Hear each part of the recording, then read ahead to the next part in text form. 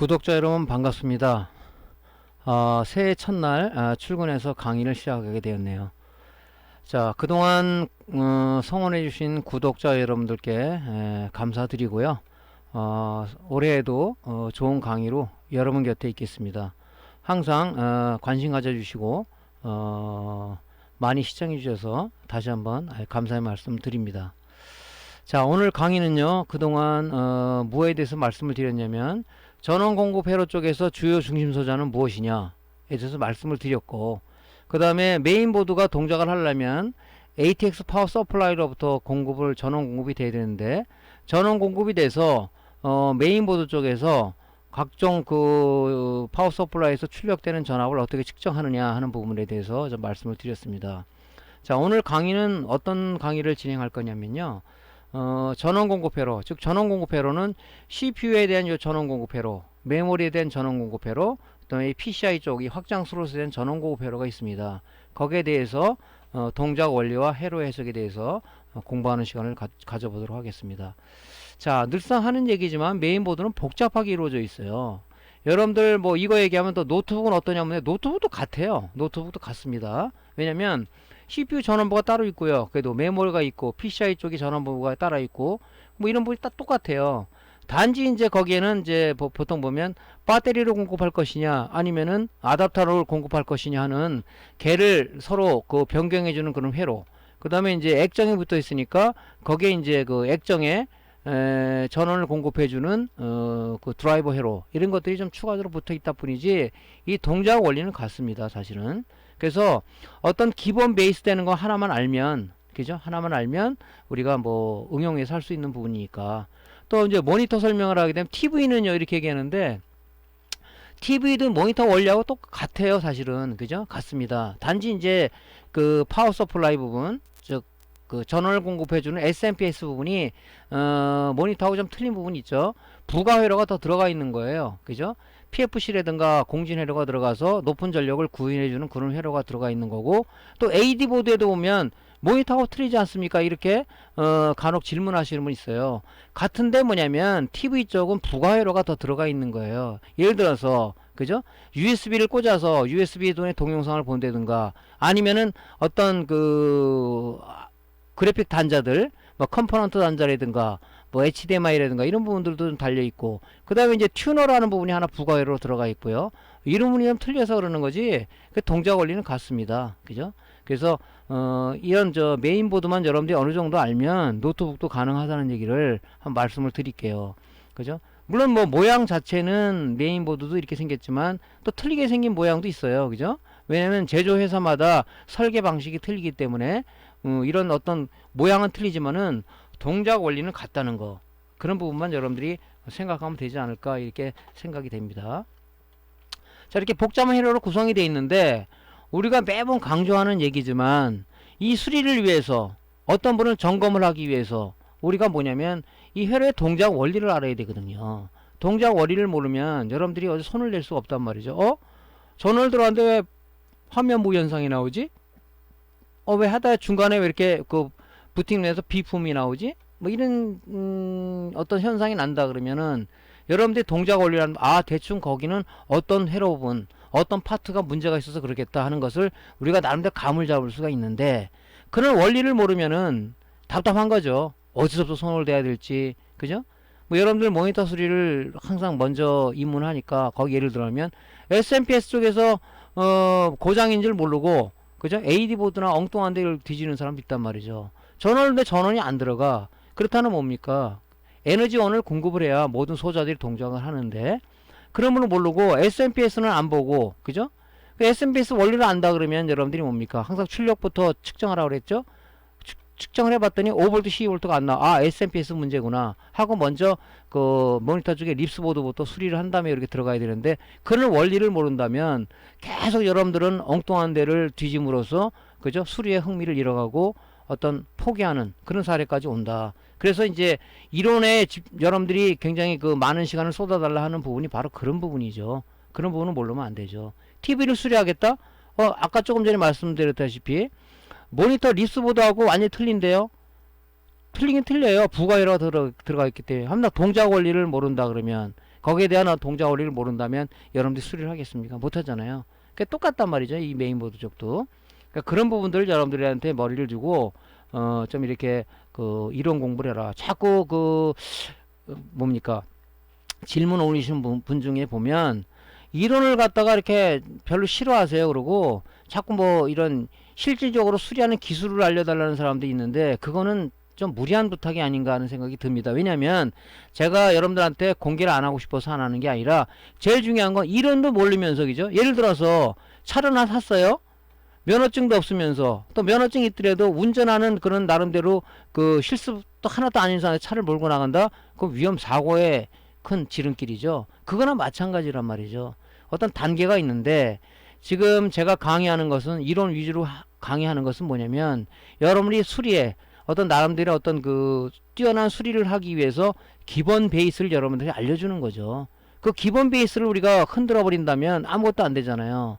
여러분이 만약 기타를 배우기 위해서 그 기타 학원에 갔으면 그냥 막바로 연주하는 방법 알려줍니까? 아니잖아요. 화성학 기초 이론서부터 해갖고 코드 이론서부터 해가지고 이론이 먼저 다 정립이 돼서 그 사람 어느 수준에 가면 자 C 코드 잡고 오늘 이 노래 한번 그 연주해 봅시다 하고 그때부터 이제 실전에 들어가지 않습니까? 우리 수리도 똑같다는 얘기죠. 그 순리를 거스른다면 여러분들이 우려하는 게 뭐냐면 아 나는 이런데 관심 있어 관심이 없어져 버린다는 그런 큰 어떤 그 위험에 직면할 수가 있다 하는 겁니다. 그래서 제가 이 강의 쪽에 여러분들한테 많이 시간을 투자하는 거죠. 이런 쪽에.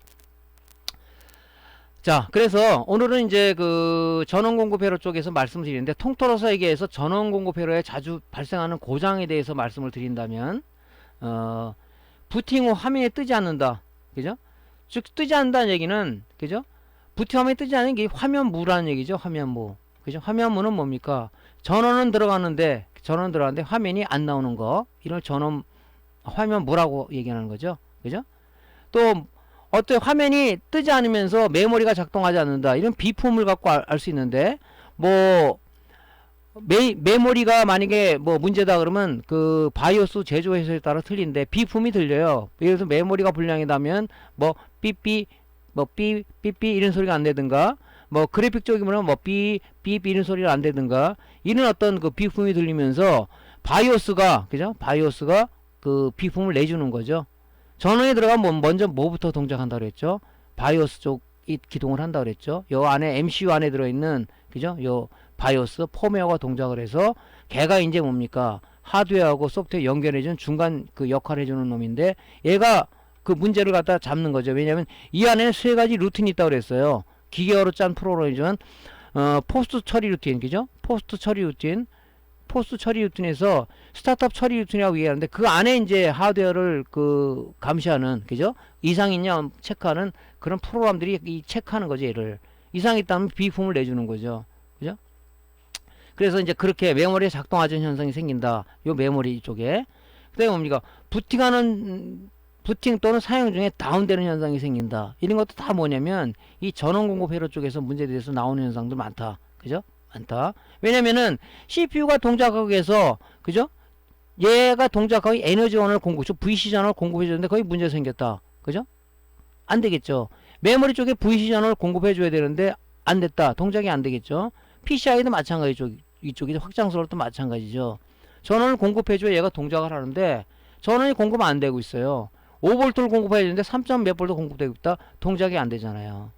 이 CPU 쪽도 우리 사람 두뇌라고 비교하면 되는데 두뇌 쪽에서 제대로 혈류가 공급 안 되면 어떻게 되냐. 순간 뇌사가 일어나죠. 그래서 갑자기 뭐 혈류가 안 돌아서 뇌졸중에 걸려서 그죠? 응급실에 가기도 하고 그러지 않습니까? 사람이 똑같습니다. 그죠? 그래서 이런 고장이 주로 많고요. 전원 공급에서 주로 발생하는 고장은 뭐냐면 일단 제일 중요한 게 뭐예요? 메인보드 이 자체 중요하지만 에너지 공급원 여기 지금 파워 커넥터 파워 서플라이 커넥터가 어디 연결되죠? ATX 파워 연결되죠?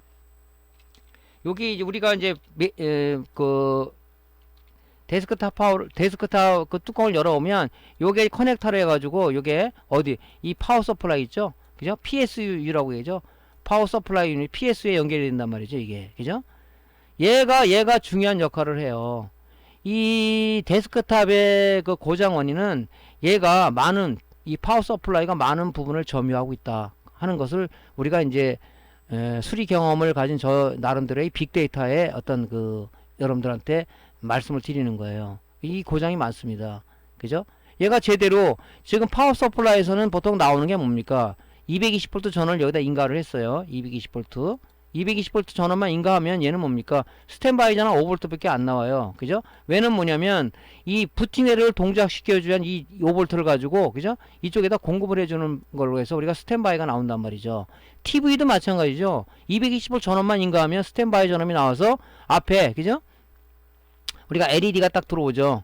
그래서 우리 리모컨을 쏘거나 아니면은 파워온 버튼을 눌렀을 때 그 신호 가지고 메인 전압을 기동시키는 거 아니겠습니까? 이 스탠바이 5V는 아주 전자기기의 기본 동작을 위해서 공급해주는 전압이 하나만 나온단 말이죠. 그러다가 우리가 파워 버튼, 여기 파워 온 버튼을 누르게 되면, 온 버튼을 누르게 되면 뭡니까? 이 스위칭 신호가 여기 있는 파워 서플라이 있는 메인 전압을 기동해서 뭐가 나오냐? 5V, 3.3V, 12V, 마이너스 12V. 옛날에는 이제 마이너스 5V가 나왔는데 5V는 옛날에는 아이사 슬롯이라고 해가 있었는데 거기에 쓰는 전압이었어 이게요. 마이너스 12V는 뭡니까? 이 PCI 쪽에 쓰는 전압이에요. 그죠? 그 다음에 뭡니까? 뭐가 나와요? PG 신호가 나오죠. 파워구 시그널. 그죠?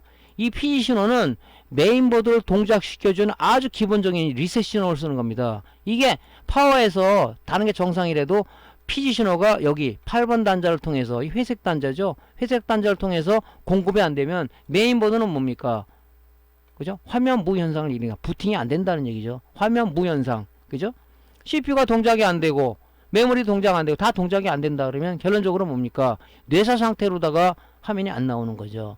이런 현상을 유발할 수 있는 게 바로 이 파워 서플라이가 굉장히 중요한 부분을 차지하고 있다는 거죠, 이거.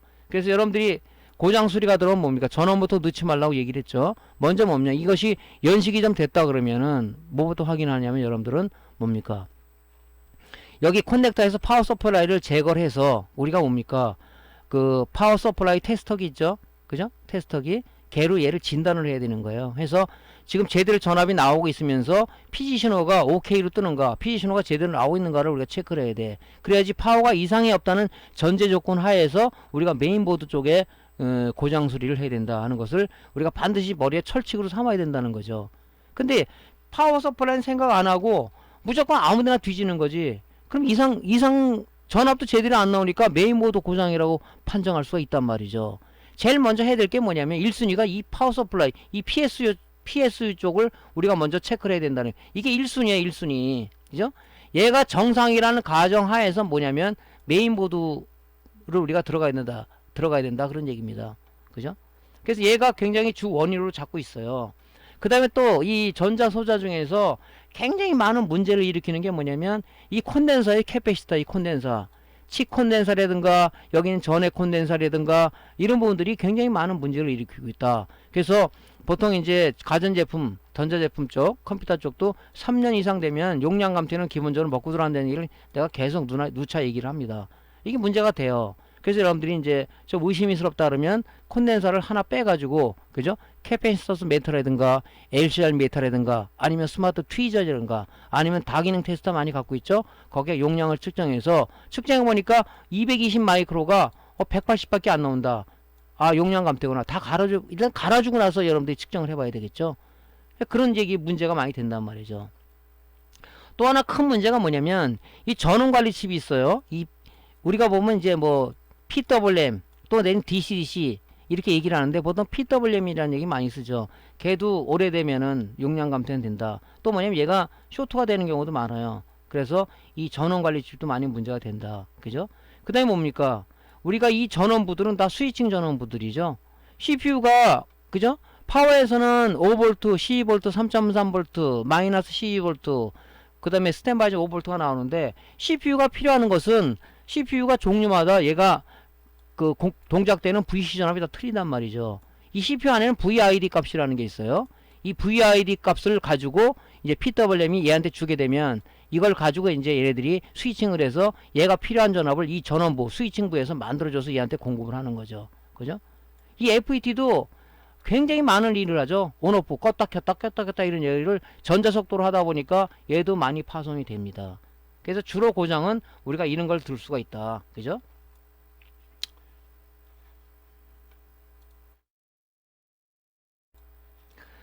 그래서 여러분들 다시 한번 강조드리지만은 만약에 데스크탑에 고장 이 수리가 접수가 됐다 그러면 먼저 여러분들이 뭡니까, 여기 커넥터에서 파워 서플라이를 먼저 분해를 해서 빼가지고 여러분들이 이제 파워 테스터기 있죠? 여러분이 갖고 다니는 파워 테스터기 있잖아요, 그죠?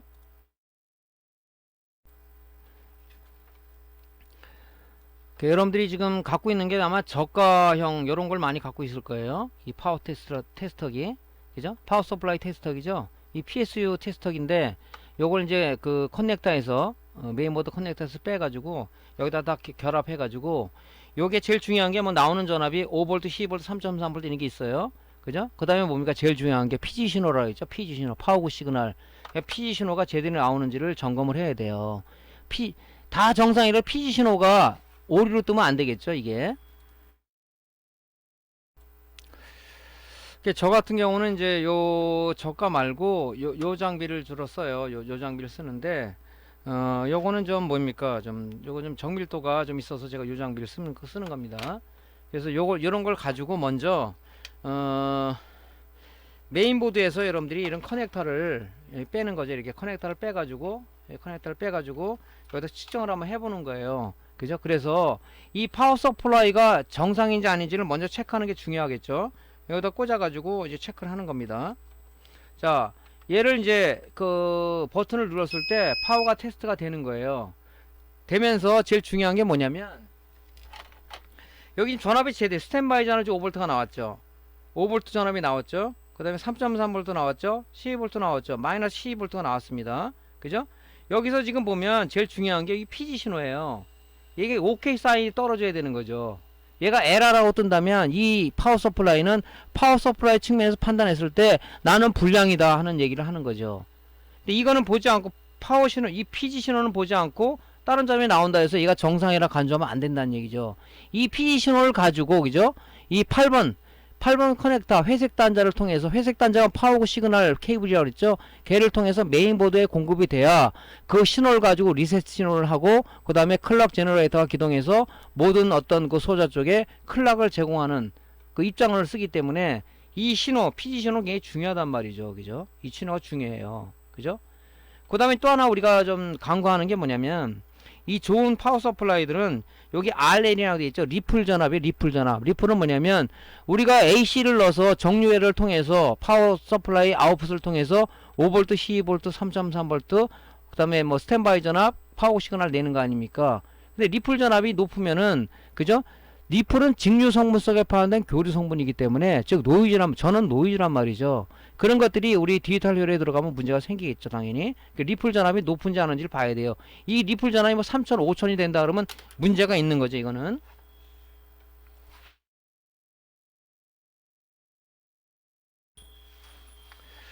그래서 리플 전압이 이제 많으면은 안 좋은 거다. 그래서 조금 전에 말씀드린 요 저가는 리플 전압이 측정이 안 돼요. 그래서 요런 것들은 리플 전압이 나오다 보니까 리플 전압 가지고 이 파워 서플라이는 진행성 불량이다 아니다를 얘가 가지고 대충 이제 판단할 수가 있는 거죠. 그래서 이제 뭐 이것이 5,000, 6,000이 간다 그러면 파워 서플라이를 뜯어오면 2차 측에 전원 콘덴서들이 부풀어 있는 상태를 볼 수가 있습니다. 근데 이런 이제 기계를 좀 갖고 있으면 여러분들이 좀 더 효율적으로 파워 서플라이의 불량 여부를 판단할 수 있을 텐데, 이 기계는 단종이 돼서 나오지 않고 있죠. 근데 이걸로도 우리가 충분히 커버할 수 있으니까, 그래서 의심스럽다 그러면 일단은 뭡니까, 파워 서플라이 뚜껑을 개봉을 해가지고 거기에 2차 측이라든가 아니면 1차 측의 어떤 캐패시티라든가 아니면은 열화된 부분이 없는지를 우리가 이제 판정을 해야 된다. 그래서 이 파워 서플라이가 굉장히 중요한 역할을 한다는 것을 여러분들이 다시 한번 인식을 해야 된다는 것을 강조드립니다. 노트북도 마찬가지죠. 노트북은 이제 아답터로 들어가지 않습니까? 아답터로 들어가다 보니까 먼저 뭐 전원이 뭐 이상하게 작동이 된다 그러면 먼저 뭡니까, 그 아답터를 테스터기로, 그죠? 아답터는 테스터기로 재잖아요. 테스터기로 재서 보통 아답터가 보통 뭐 19V니까 19V가 제대로 나오는지 그런 부분들을 이제 먼저 체크를 한 다음에, 그 다음에 걔가 이상이 없다 그러면 뭡니까, 노트북에 배터리가 쇼트가 나는 경우도 있어요. 리튬 배터리를 제거한 상황에서 아답터를 꽂아서 동작이 되는지 안 되는지 그런 부분도 우리가 체크하는 것이 고장 수리의 제 1단계다 하는 것을 그것도 이제 추가해서 말씀드릴게요. 자, 메인보드 전원 공급 회로. 메인보드 전원 공급 회로 쪽은 뭐냐면, 보통 우리가 이제 메인보드에 쓰는 전원 공급 회로는 ATX 파워를 통해서 여기 공급이 된다 그랬죠. 공급이 되면 5V, 12V, 3.3V, 마이너스 12V가 공급이 되는데, 이 공급된 이 전원을 가지고 뭐 5V, 3.3V, 12V 바로 쓸 수 있는 것도 있지만 못 쓰는 경우가 많아요. 그래서 스위칭 회로를 통해서, 그죠? 이 스위칭 회로를 통해서 이런 전원부, 요쪽이 CPU 전원부죠, 요쪽이 메모리 전원부죠, 요쪽이 뭡니까? PCI 쪽 전원부란 말이죠, 이쪽이. 그런 부분에 어떤 그 스위칭을 통해서, 그죠? 또는 어떤 스위칭 전원부를 통해서 얘가 필요한 전압을 다시 제2 생산해 가지고 얘한테 공급을 하는 거란 말이죠. 그래서 뭐 파워 서플라이에서 나온 그 전압을 그대로 쓰면 얼마나 좋겠습니까, 그죠? 아주 우리가 바라는 거죠, 그런 것들은. 근데 그게 아니라 이 소자를 설계한 사람들이 나 메모리는 2.5V에 동작을 해. 근데 파워 서플라이가 그런 전압을 다 만족시켜 해서 만약에 만든다 그러면 만들 수는 있겠죠. 하지만 단가가 무지무지하게 올라가겠죠. 그죠? 그렇게 되면 회로들이 더 간단해지겠죠. 그런 전자기기는 거의 없단 말이죠. 그래서 이제 그 기본적으로 PSU의 전원을 받아서 이제 그 얘가 이런 전원부를 통해서 다시 전압을 변환을 해서 공급을 해주는 거죠. 그래서 메인보드 쪽의 전원 공급 회로는 보통 우리가 크게 나눈다면 CPU 전원 공급 회로, 칩셋 전원 공급 회로, PCIe 전원 공급 회로, 메모리 전원 공급 회로가 이렇게 나눠져 있어요. 그래서 그 부분마다 전원부를 따로 가지고 있다. 그죠? 전원부고 보통 보면 이렇게 전원부가 따로 되어 있습니다. 그렇게 가지고 있습니다.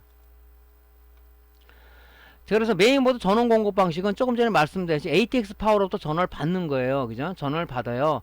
ATX 파워는 뭡니까? 그죠? 12V, 5V, 3.3V, 그 다음에 스탠바이 전 5V가 나온다 그랬죠. 이 전압을 가지고 CPU가 필요한 전압을 가지고 스위칭을 해서, 그죠? 스위칭해서 CPU 전원을 공급해주고, 또 칩셋 쪽에도 이런 기본적인 전압을 공급받아서 이런 회로, 이 전원부를 통해서 여기에 공급해주고, 메모리도 파워 서플라이 전원을 받아서 이 전원부에 어떤 얘가 필요한 전압으로 변환해서 공급해주고, 그죠? 이런 식으로 구성이 되어 있단 말이죠. 이렇게. 이건 마찬가지죠. PCI 쪽도 마찬가지로 ATX 파워로부터 기본 전압을 받는 거죠. 받아서 여기에 전원부를 통해서, 전원부의 어떤 전원 변환을 통해서 이 PCI 전원을 공급해주고 있다. 그죠? 막바로 파워 서플라이 전원을 막바로 받는 것도 있어요. 받는 것도. 그죠? 3.3V는 3.8 받는 것도 있단 말이죠. 그죠? 또 아니면 하드디스크다 그러면 뭡니까? 12V 전에 바로 파워 서플라이 바로 들어가죠. 그 다음에 CD롬, ODD 같은 경우도 12V가 바로 들어가죠. 그 다음에 3.5인치 SSD, SATA 방식의 SSD도 마찬가지 12V 바로 들어가죠. 바로 들어가는 것도 있지만, 이런 중심 소자 같은 것들은 거기다가 이 전원부를 통해서 기본 전원을 받아서 전원부를 통해서 변환을 해서 들어간다는 방식이죠. 근데 특히 이 중에서도 이 CPU 쪽은, 그죠? VRM, 볼테이지 레귤레이터 모듈이라는 게 있어요. 그죠? PWM, FET 드라이버, FET를 통해서 얘가, 그죠? CPU하고 공조해가지고 이 전원을, CPU가 맞는 전원을 만들어내는 거예요. CPU도 많죠? 뭐 듀얼 코어도 있고, i3도 있고, i5도 있고, i7도 있고 많은데, 그 i7 중에서도 뭐 8500도 있을 거고 8500K도 있을 거고 뭐 여러 종류가 있는데, 걔가 요구하는 전압이 다 틀리단 말이죠. 그 전압을 만들어 줄리다 보니까 이 방법이 없는 거잖아요. 그죠? 12V를 받아가지고 얘가 필요한 전압을 줘야 되는데, 야 그러면 얘가 다 틀린데 어떡하냐. 그래서 CPU 안에 보면 VID 컨트롤러라는 게 있어서 얘가 원하는 잡이 얼마라는 VID 값이 있습니다. 걔를 얘한테 전달해서 PWM 전달해서 얘가 뭡니까? PWM하고 FET 드라이브하고 FET가 공조해가지고 얘가 원하는 전압을 생산해낸다는 거죠. 그죠? 요게 좀 특이한 방식이에요. 그죠? 우리 지금 모니터 쪽에 립스 보드를 보더라도 어떡합니까?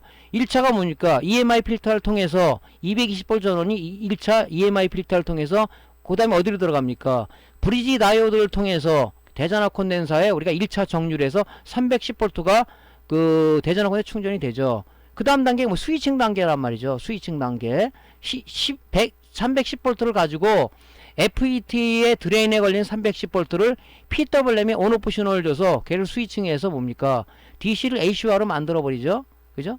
그 스위칭 단계잖아요. 걔는 단순히 그런 일을 하지만 얘는 스위칭 역할을 하는데 반드시 뭐냐? 여기에 있는 CPU의 VID 값을 얘가 인계를 받아서 그에 의해서 동작을 하는 겁니다. 또 하나 뭡니까? 여기서 VID 값 받는 것도 받는 것은 물론이고, 우리가 지금 그 옛날에는 그 CPU 쪽에 오버클럭을 많이 했죠. 오버클럭을 많이 한다는 것은 CPU한테 전원을 더 공급해 주는 거예요. 그러니까 뇌 혈류를 얘가 5리터를 공급해 줬다면 오버클럭에서 10리터를 공급해서 더 일을 시키는 거란 말이죠. 강제적으로. 그게 오버클럭이잖아요. 그래서 바이오스에 들어가서 CPU 오버클럭, 메모리 오버클럭, 그래픽카드 오버클럭을 했단 말이죠. 그죠? 오버클럭을. 그렇게 옛날에는 했어요. 그죠? 그러다 보니까 얘가 VID 컨트롤러에서 VID 값만 받으면 안 되겠죠. 바이오스에서 있죠. 바이오스에 우리가 개인적으로 바이오스 셋업에 들어가서 설정한 값이 어디 들어간다 그랬죠? 사우스 브리지 RTC NVRAM에 들어간다 그랬죠? 거기 있는 내용을 같이 받아서 얘가 VRRAM이, 그죠? VRRAM 모듈이 걔를 그 스위칭을 해갖고 그 전압을 생산해내는 거죠. 그죠? 얘가 지금 능력보다 더 많은 일을 하기 위해서 바이오스에서 오버클럭을 했다 그러면 그 오버클럭 된 그 값을, 그죠? 이 VRM 모듈이 받아서 얘가 원하는 전압을 주는 거죠. 그죠? 원하는 전압을 준단 말이죠. 이게 좀 틀린 방식이에요. 우리 그 스위칭, 그 전원부의 스위칭 방식하고 좀 약간 틀린 방식이다, 이게. 그죠? 이 CPU가 다 틀리다 보니까 뭐 나머지는 뭐 그 전화를 받아서 얘가 원하는 값을 주면 되는 거니까. 근데 CPU는 틀리다. 왜냐면 CPU가 종류도 많고, 그죠? 얘가 동작 전압도 틀리고, 그러니까 이제 또 사용자가 또 바이오스 대회에서 오버클럭, CPU 오버클럭을 했다 그러면은 그 각가지에서 이 VRM 모듈이, 그죠? 볼테이지 레귤레이터 모듈이라고 그러죠? 그 모듈이 그 우리 PWM이라는 건데 걔가 이제 얘의 원하는 전압을 만들어 주더라 하는 거죠. 그죠? 그래서 이게 이 CPU 전원부 고장도 많다는 게 바로 그런 거예요. 일들을 많이 하다 보니까 고장도 많이 나죠. 이런 그 메인보드 전원 방식은 이런 방식을 채택하고 있더라 하는 겁니다. 뭐 노트북도 마찬가지예요. 노트북도 마찬가지입니다. 그죠? 노트북도 아답터 전원을 받던가 배터리 쪽 전원을 공급을 받아서, 그죠? CPU VID 값을 이용해서 이 VR 볼테리 레귤레이터 모듈이 얘 원하는 전압을 생산해내는 거죠. 스위칭을 해서. 그죠? 그 똑같은 원리예요, 이게. 자, CPU 전원 공급 회로의 회로 해석을 보면 우리가 주로 이제 그 구성 중심 소자는 뭐냐면 이 PWM이라는 게 있죠. PWM, FET가 있고요. 그 다음에 이 FET의 어떤 그 힘을 덜어주기 위해서 PWM하고 FET 드라이버 공조해서 얘가 PWM 신호를 주면 얘가 이제 뭡니까? 이 스위칭 신호를 FET 주는 거죠. 한간 중간 단계를 FET 드라이버가 PWM부터 받아가서 PWM이 FET 스위칭을 하게끔 얘가 해주는 것이 FET 드라이버다 하는 것이 하나 들어가 있고요. 그 다음에 이제 뭡니까?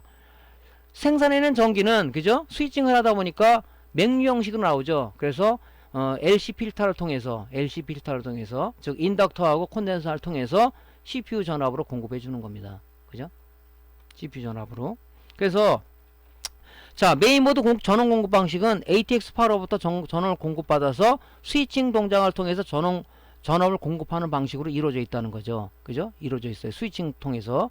그래서 얘는 이제 중심 소자가 요거라는 얘기죠. 그죠? 그래서 CPU 전원 공급에는 PWM 전원 공급 방식을 이용하는 거예요. PWM. 왜 그러냐면 CPU마다 얘가 원하는 기동 전압이 VCC가 틀리기 때문에 CPU VID 값, 고유에 갖고 있는 VID 값을 PWM에 전달받아서 얘가 원하는 전압을 만들어 준다는 얘기죠. 그죠? 그래서 PWM 전원 공급 방식을 쓰는 거죠. 그죠? 그래서 전원 관리칩, 그러니까 PWM이 CPU가 원하는 VID 값이라고 얘기하죠. 걔를 받아서 온오프 신호를 어디 주냐? FET 드라이버를 통해서 FET 온오프 신호를 줘 스위칭을 하는 거죠. 그죠? 스위칭을 해서 뭡니까? LC 필터를 통해서 얘한테 전원을 공급한다. 그런 방식인데 이 특이한 사항이 그거라고 했죠. PWM이 어떤 이 PWM은 CPU의 VID 값이죠. VID 값. 그 VID가 뭐냐면 볼테이지 아이덴티피케이션 데피니션이라고 그 약자를 쓰는 거죠. 그죠? 그 전원 식별값이죠. 전압 식별값. 그 CPU 나는 이 정도의 VCC 값을 줘야 돼 하는 VID 값을 이 CPU 안에 포함이 갖고 있어요 얘가. 그죠? 이 VID 값을 가지고 얘가 뭡니까? 온오프 펄스 신호를 여기다 PWM 신호를 여기다 주는 거죠. 그럼 여기 FET 드라이버가 여기다가 스위칭해서 스위칭 신호를 준다 그랬죠. 그죠? 업 게이트와 로우 게이트 어떤 그 시분할을 해서 얘한테 준다는 얘기죠. 이런 식으로 그렇게 동작을 합니다. 그래서 여기서 보면 그죠? 여기 지금 VID 값을 여기서 봤죠. 여기 CPU VID 값 보고 봤습니다. 받아가지고 뭐니까 얘가 이 내부의 이 펄스 발진 신호 PWM 신호를 이 FET 드라이버에 주게 되면 얘가 뭡니까? 업 게이트와 로우 게이트 그죠? 이 얘가 업 게이트라는 거 동작하면 얘는 죽고 얘가 동작하면 얘가 죽는 거고 이런 식으로 해서 이 전원을 갖다 만들어서 LC빌타에 주는 거죠. 그래서 이 CPU는 여러분들이 알겠지만은 뭐 1V에서 뭐 1.85V 사이 공급이 되는데 요즘은 CPU는 뭡니까? 저전력 고효율로 동작을 해요. 저전력 고효율로. 하지만 뭡니까? 이 암페어가요 굉장히 높습니다. 그죠? 이 암페어가 이 FET도 보면요 보통 우리가 80A 이상의 FET를 쓴단 말이죠. 왜 그러냐면은 전압은 낮지만 얘가 엄청난 전류를 공급해 줘야 되기 때문에 CPU에 그죠? 힘 있는 전기를 줘야 되기 때문에 이 전류 값이 상당히 높습니다. 그래서 이 CPU는 이 요런 하나의 회로 요게 단상이라고 얘기하는데 여러의 단상 회로를 병렬로 연결해서 이 충분한 이 전류를 만들어 주기 위해서 이 모든 회로가 이 병렬로 이루어져 있습니다. 그죠? 병렬로. 좀 하는 예를 한번 들어볼게요. 실제 메인보드를 보면요 이렇게 돼 있죠. 여기 지금 메인보드가 이렇게 있는데 여기 보면 이게 코일이 지금 하나 둘 셋 네 개 있어요. 네 개. 이게 요 코일 하나가 단상이에요. 이 전원부 네 개가 병렬로 연결되어 있는 겁니다. 이 연결되어 있는 건 왜 연결되어 있다고 그랬죠? 돼 있는 게 CPU 전압은 낮지만 얘가 요구하는 전류가 무지무지하게 크다는 얘기죠. 그래서 여기 FET도 보면 이 암페어가 80A 이상짜리를 씁니다. 그죠? 이 전류가 높기 때문에. 그래서 이 하나를 원 페이지라고 그러는데 요거는 이 단상 전원부가 4개가 병렬로 연결해준 이 4페이지 전원 구성 방식을 쓰는 거죠. 충분한 이 전류를 만들어내기 위해서. 그래서 얘가 병렬로 연결되어 있는 겁니다. 병렬로. 그러면서 뭡니까?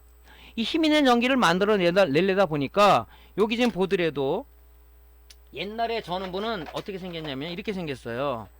한번 제가 여러분들한테 언급한 일이 있었는데 여기 보면 지금 FET도 보면요. 여기 지금 얘는 뭡니까? 전원부가 이 단상 전원부가 몇 개로 연결되어 있습니까? 요 초코코일 있죠? 얘 수만 세면 돼. 얘가 하나 둘 세 개죠. 얘는 3페이지예요. 단상 전원부 3개가 병렬로 연결되어 있는 겁니다. 왜냐면 얘는 CPU가 좀 낮은 CPU이기 때문에 이 전원부가 좀 허접하게 돼 있죠. 그죠? 그래서 여기 보면 뭡니까? 이 콘덴서도 전해 콘덴서. 얘는 전해 콘덴서는 뭐라고 그랬습니까? 전해 콘덴서는 두 가지가 있다고 그랬죠. 뭐가 있다고 그랬어요? 전해 콘덴서가 있고 얘는 액체형 유전체가 전해질이 들어있는 거고 이 솔리드 콘덴서 보통 여러분들이 말하는 알루미늄 캔 타입 콘덴서라고 얘기를 하는데 걔는 뭡니까? 폴리머라는 고체형 유전체가 들어가 있다. 그죠? 그래서 얘는 뭡니까? 전해 콘덴서. 이 방폭변이 있다고 그랬죠? 십자라든가 Y자라든가 K자가 그어져 있는 전해 콘덴서는 이 안에 유전체가 전해 액이 들어있단 말이죠. 얘는 뭡니까? ESR 값이 높아요. ESR 값이라는 건 뭐라고 그랬냐? 그죠? 콘덴서에 연결되는 등가 직렬 저항이다. 내부장이 많은 콘덴서란 얘기예요. 결론적으로 내부장이 많다는 것은 뭐냐? 저항은 전기의 흐름을 방해하는 녀석이란 말이죠. 그러다 보니까 뭡니까? 힘있는 전기를 만들어낼 때 저해 요인으로 된다는 얘기죠. 여기 보면 FET도 보면 이 세 발짜리 디펙 타입을 썼죠. 이 디펙 타입이 FET죠. 이게 얘는 뭡니까? RDS 소스와 드레인 간 저항이 높은 이 FET예요. 디펙은. 그래서 내부의 이 저항값 소스와 드레인 간 저항이 존재하기 때문에 뭡니까? 힘있는 전기를 생산할 때 아무래도 얘가 저해온으로 동작이 된다. 여기 지금 보면 초코일이죠. 이거 인덕터라고 그러는데 얘도 보면은 인덕터가 옛날 그 인덕터에 비해서 개선은 됐어요. 어떤 거냐면 옛날에는 이제 그 공심 초코코일이라 해서 좀 허접한 걸 썼죠. 바로 요런 겁니다. 요런 거. 여기 보면 여기 트로이달 코일에는 공심 초코 이렇게 좀 허접한 걸 썼어요. 얘는 아무래도 고주파 특성이 좀 낮아요. 이런 것들은. 그래서 이 전원부 쪽이 그러다 보니까 좀 충실하게 만들자 해놓은 것이 뭐냐면 바로 이렇게 이제 큐빅 방식의 이 초코 코일을 쓴 겁니다. 근데 여기 지금 뚜껑이 안 닫혀 있죠? 요건 좀 단가가 좀 낮은 거예요. 그러다 보니까 이 전원부는 뭡니까? 전해 콘덴사에다가 그죠? 내부장이 ESR 값이 좀 높은 전해 콘덴사에다가 또 RDS 값 그죠? 그 소스한 드레인 저항이 높은 디펙 타입의 FET를 쓰고 그다음 여기서 뭡니까? 그죠? 이 인덕터를 갖다가 좀 약간 좀 고주파 특성이 좀 낮은 그죠? 그런 것들을 갖다 여기다 썼단 말이죠. 이러다 보니까 아무래도 좀 우리가 이런 메인보드를 적용해서 고사양 게임을 하다 보니까 문제가 되는 거죠. 그죠? 그래서 이제 요게 메인보드가 이제 요런 형식으로 바뀐 거죠. 여기서 보면 자, 전원부를 보시면 이 콘덴사들이 보면 얘는 방폭변이 없죠. 얘는 뭡니까? 이 솔리드 콘덴사란 말이죠. 이 안에 유전체가 고체 전해질이 들어가 있어요. 폴리머라는 고체 전해질이 들어가 있는 겁니다. 그래서 얘는 뭡니까? 요 콘덴사를 우리가 로우 ESR 콘덴사라고 보통 얘기합니다. 그죠? ESR은 뭐라 그랬어요? 콘덴사에 그 존재하는 등가 직렬 저항이다. 그죠? 얘는 뭡니까? 로우 ESR. ESR 값을 낮춘 거예요. 등가 직렬 저항값. 그 전기를 방해하는 성분을 최대로 낮춘 이런 그 아주 좋은 콘덴사가 내장이 되어 있는 거죠. 그 다음에 여기 좀 뭡니까? FET가 좀 틀리죠? 요게 지금 여러분들이 이게 이상한 FET네. 요게 바로 뭐냐면, 피펙 타입 FET, 즉, 로우 RDS FET라는 얘기입니다, 이게. 그죠? 로우 RDS. 소스와 드레인 저항을 최소로 낮춘 그런 이 저항, 이 FET가 여기 들어가 있는 거예요. 그죠? 그러다 보니까 뭡니까? 여기도 저항이 낮고, 여기도 저항이 나니까 힘 있는 전기를 생산할 때 저해요인이 좀 줄어들겠죠? 그 다음에 아까 지금 큐빅 코일이 이 개봉이 됐었는데, 이 초크 코일이 뭡니까? 인덕터가 완전히 이 덮어버린 게 나오죠, 그죠? 이 안에 코일이 나타나지 않는 이걸 큐빅 코일이라고 그러는데 이런 좋은 코일이 들어있기 때문에 이 PWM의 이 신호 VID 값을 받아서 이 PWM하고 이 드라이버 IC와 같이 해서 이 FET 스위칭을 할 때 굉장히 양질의 전기를 아주 힘있는 전기를 만들어내더라는 겁니다. 그래서 이 고가의 메인보드는 이 전원부를 보더라도 이게 전원부가 충실하다 아니다. 얘는 뭡니까 지금 이 코일이 4개 있죠? 이 단상 전원부를 4개를 그냥 4페이지라고 그러죠. 단상 전원부 4개를 병렬로 연결해서 힘있는 전류를 얘한테 공급해 주기 위해서 이 단상 전원부를 4개를 했어요. 더 좋은 전원부는 뭡니까? 6페이지, 뭐 8페이지 이런 식으로 이 단상 전원부가 여러 개가 더 있어요. 힘있는 전기를 고급 보드에 보면 그런 보드들도 있다는 얘기입니다. 자, 메인보드를 하나 더 살펴보고 갈게요. 자, 이 메인보드는요 좀 더 고가의 메인보드죠. 보면은 일단 전원부 자체가 여기 코일이 요 큐빅 코일이 여기 인덕터입니다. 하나 둘 셋 넷 다섯 이건 5페이지로 5페이지로 이루어진 단상 전원부가 5개로 이루어진 이 전원부예요. 그 전원부라고요. 그 부분들 충실하죠. 그래서 이렇게 고가 보드들은 CPU 전원부, 특히 CPU 쪽 전원부가 굉장히 중요하죠. CPU는 뭡니까? 사람으로 얘기하면은 그 두뇌 역할을 하는 부분이죠. 사람도 뭡니까? 뇌에 정상적인 혈류를 공급해줘야 두뇌가 정상 가동이 되겠죠. 그런 식으로 이 전원부가 굉장히 중요하기 때문에 이런 전원부를 충실하게 구성을 해놨다. CPU 전원부는 무지하게 중요하죠. 그죠? 모든 동작을 제어하는, 그죠? 연산하고 제어하는 이 하나의 중요한 소자이기 때문에, 그죠? 이런 전원부가 아주 고가 보드는 충실하게 돼 있으면서, 그죠? 나름대로 보호 회로가 아주 충실하게 돼 있죠. 이런 걸 보더라도, 이 보드는 좋은 보드네, 아닌 보드네, 여러분들이 알 수가 있는 거죠. 그죠? 이렇게 구성이 돼 있습니다.